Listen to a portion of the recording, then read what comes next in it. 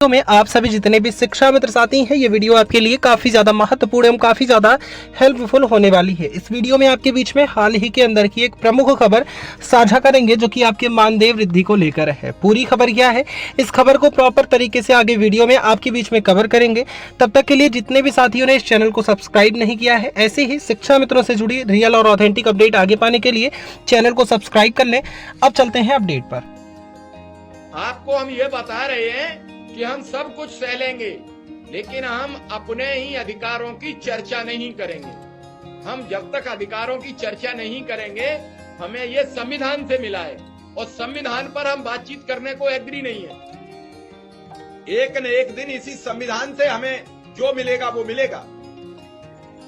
सरकारें अपने अपने हिसाब से सारी तैयारी करती है। कोई ऐसी सरकार दूध की धुली हुई नहीं है।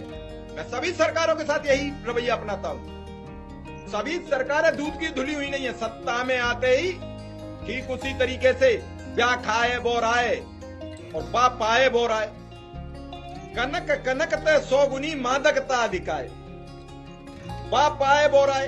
अगर कनक, एक कनक कहते हैं सोने को, स्वर्ण को कनक कहते हैं। एक कनक धतूरा होता है जिसे भगवान शिव ने ग्रहण कर लिया था। तो अगर कनक मिल गया, पा गए, तब भी आप बोरा जाते हैं, और कनक खा लिया, धतूरा खा लिया, तब भी आप बोरा जाते हैं। अब तय आपको करना है। सरकारों से उम्मीद होती है, जब सरकार चुनाव में जाती है, आज बड़ी घोषणाएं करेंगी, केंद्र का चुनाव होने वाला है, कई घोषणाएं आएंगी। क्या लौट के हमने किसी भी सत्ताधारी दल से ये सवाल किया कि प्रभु पिछला घोषणा पत्र तो लिख दीजिए और एक बार टिक लगाते चलिए हमारे सामने क्या क्या आपने तय किया। हमारे सामने अब एक मंच सुसज्जित होता है, उस पर कोई अमुक व्यक्ति आएंगे, वो भाषण देंगे, हम तालियां बजाएंगे और यस कर देंगे।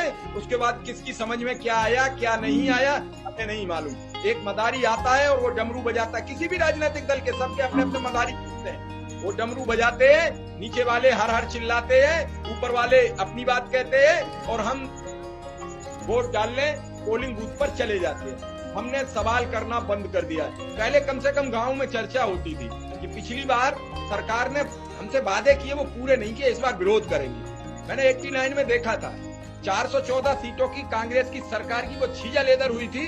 वीपी सिंह ने जब सत्ता में आए थे उस समय मंडल कमंडल को लेकर नहीं आए थे। उस समय सिर्फ कांग्रेस का बोफोर्स तोप कांड आया था सामने, और उसको लेकर अरुण नेहरू, वीपी सिंह, रामविलास पासवान, लालू प्रसाद यादव, मुलायम सिंह यादव, ये पूरे शरद सब कुछ आए थे। और राजीव गांधी की वो सल्तनत टूट गई थी 89 में 414 सीट की। अब तक का सबसे बड़ा बहुमत था, लेकिन जनता ने तोड़ा। और 91 में जब दोबारा चुनाव हुआ और उस चुनाव में राजीव गांधी जी का निधन हुआ, वो एक विस्फोट में खत्म हुए। आज तक उसका भी कुछ नहीं हुआ। उनके परिवार ने उसमें शामिल सभी लोगों को माफ कर दिया, वो सब जेल से भी बाहर हो गए। लेकिन क्या मिला? एक युवा जो इस देश को बहुत आगे ले जाने के मन से आया था, जो जनता में भीड़ के सामने चला जाता था और उसने खुला मन से कह दिया था, ऊपर से जो 1 रुपया भेजा जाता है उसमें से 15 पैसे सिर्फ प्रयोग होते हैं, जिसका कि आज तक मजाक बनाया जाता, जबकि उसने सच स्वीकार किया था। मैं तो कहता हूं प्रधानमंत्री जी बड़े मन से ये सब स्वीकार है।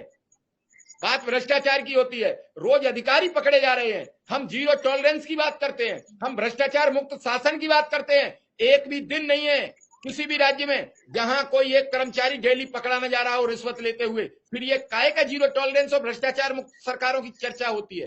कौन करेगा इस पर बात? कब खोली जाएंगी ये पोलें? ये पूरा एक सिंडिकेट है। अब जब सरकार किसी की चेंज होती है तो केवल रेट लिस्ट तय होती है। आए दिन वायरल होती है रेट लिस्टें। पुलिस की क्या है, राजस्व की क्या है, फला की क्या है, ये कहां से आती है रेट लिस्टें? तो मैं फिर कहना चाहता हूं कि आप जागरूक होइए और किसी भी काम के लिए जल्दबाजी मत करिए। अगर नियमानुसार काम हो रहे हैं उनको करिए, लेकिन नियम बनाता कौन है? नियम सरकार बनाती है। हम सब तय करेंगे।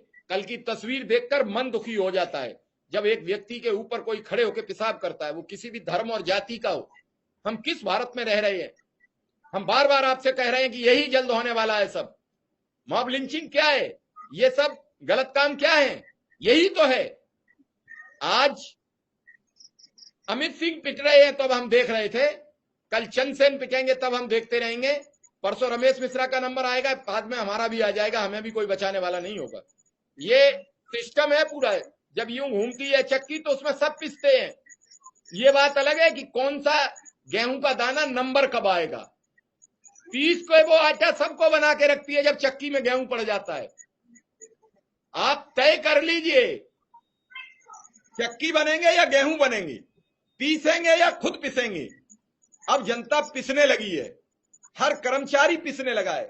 मैं आपसे बात करता हूं, आपकी समस्याओं पर बात करता हूं। मैं ये कभी नहीं कहता कि आप किसी पार्टी का विरोध करिए, किसी सरकार का विरोध करिए, किसी को वोट दे दीजिए, ये आपका काम है। लेकिन कर्मचारी को उसका हक मिलना चाहिए। एक ही विभाग में 2 कर्मचारी है, एक ही विभाग में शिक्षा में 3 कर्मचारी है। एक राष्ट्रीय शिक्षक पात्रता पुरस्कार पाएगा, 2 उसके लिए एलिजिबल नहीं है। एक शिक्षक को 14 दिन की सीएल मिलेगी, एक को 10 दिन की और एक आकस्मिक अवकाश 11 दिन का मिलेगा। अनुदेशक को वो भी 1 दिन खत्म कर दिया जाएगा, उसे 10 दिन का मिलेगा। ये क्या आपका सिस्टम है? अब आप वेतन पर आइए। शिक्षा मित्र को 10,000 मिलेंगे जो प्राथमिक शिक्षा में पढ़ाएगा, अनुदेशक को 9,000 मिलाएंगे जो उच्च प्राथमिक में पढ़ाएगा। फिर हम चलते हैं असिस्टेंट प्रोफेसर जो संविदा पर है आज, उसे 5,000 मिलेंगे क्योंकि वो डिग्री कॉलेज में पढ़ाएगा। क्या मानक है? मानक वेतन के उल्टे। अगर अनुदेशक शिक्षा मित्र को 10,000 मिल रहे हैं तो उच्च प्राथमिक वाले को 12,000 ऑटोमेटिक मिलने चाहिए, और किसी को 12,000 मिल रहे हैं तो डिग्री कॉलेज वाले को 15,000 मिलने चाहिए। ये क्या बना रखा है, क्या खेल बना रखा है? शिक्षा ऊंची, वेतनमान नीचा। क्या चीज है? क्या आपने गढ़ा है? क्या आपने तैयारी की है? मैं नहीं समझ पा रहा हूं। कौन लोग बैठे हैं जो बता रहे हैं, और वही सरकारी संस्थानों में जो आते हैं टीचर संविदा वाले, वो एक लेक्चर देते हैं और एक लेक्चर के 5-5, 7-7 हजार रुपया लेते हैं। सरकारी संस्थानों में जाकर आप पता करिए, सिंगल लेक्चर होगा पर डे, मैक्सिमम 1 घंटे का, आधा घंटे का, उसका वो उनका बिल 30,000 से 40,000 रुपया होगा। मुश्किल से 15 दिन पढ़ाने आएंगे और वो एडेप्टर पे माने जाते हैं। लेकिन वही अनुदेशक रोज जाएगा, नाम के आगे अंशकालिक लिख लेंगे, काम पूर्णकालिक ले लेंगे, कभी उसे पूर्णकालिक स्वीकार नहीं करेंगे। पंडित जी की दावत तो कर दी है, लेकिन हम बुलाएंगे नहीं खिलाने। दावत तक सीमित रहिए, इसके आगे कुछ मत कहिए, खुश रहिए कि आपका निमंत्रण है, बस यहीं तक सीमित है। इसके अलावा आप मत जाना भूल के भी, वो हम बताएंगे कितने बजे भोजन तैयार होगा। आप लगे रहिए, आपका निमंत्रण है, आप तैयार रहिए। यही शिक्षा मित्र अनुदेशक के साथ हो रहा है कि केवल पढ़ाते रहिए, जल्द कुछ अच्छा करेंगे, जल्द कुछ अच्छा करेंगे। एक टॉनिक है, वो आपको प्रोवाइड कर दिया जाता है, 2-2 ढक्कन सुबह लीजिए, शाम लीजिए, हाजमा दुरुस्त रहेगा, घर गेहूं खाते रहेंगे, अच्छे खासा भोजन खा के ताकतवर बने रहेंगे, स्कूल पढ़ाते रहेंगे। ये चलेगा कब तक? अब बच्चे भी सवाल करेंगे। बुजुर्ग माँ बाप किसी के स्वर्ग सुधार चुके हैं, किसी के स्वर्ग सिधार रहे हैं, खांसी और जुकाम सर्दी में, उन्हें दवा नहीं मिल पा रही है। खुद शिक्षा मित्र अनुदेशक स्वर्ग सिधार रहे हैं, आज भी एक अनुदेशिका स्वर्ग सिधार गई, एक अनुदेशक शिक्षा मित्र 2 सुधार गई, कल 3 सुधार गए।